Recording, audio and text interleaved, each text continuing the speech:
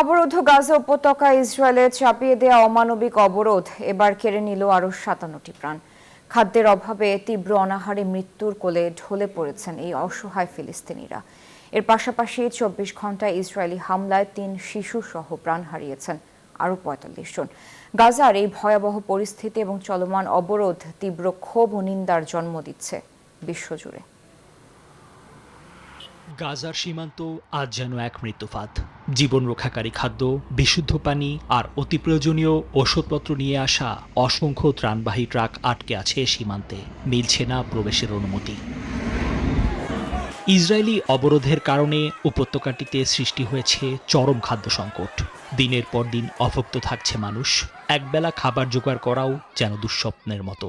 রোববার গাজার সরকারি মিডিয়া অফিস জানালো, এই দুর্ভিক্ষের শিকার হয়ে এ পর্যন্ত মৃত্যু হয়েছে অর্ধশতাধিক ফিলিস্তিনির। দখলদার বাহিনীর নৃশংস হামলাও থেমে নেই। প্রতিদিনের বোমাবর্ষণ আর আক্রমণে দীর্ঘ হচ্ছে লাশের সারি, বাড়ছে আহতের সংখ্যা। আহতদের চিকিৎসার জন্যও নেই পর্যাপ্ত ব্যবস্থা। এই অমানবিক পরিস্থিতি ও অবরোধের বিরুদ্ধে সোচ্চার হচ্ছে আন্তর্জাতিক মহল। অবিলম্বে গাজায় জরুরি মানবিক সহায়তা প্রবেশের সুযোগ করে দেওয়ার জন্য ইসরায়েলের উপর চাপ প্রয়োগের দাবি উঠছে।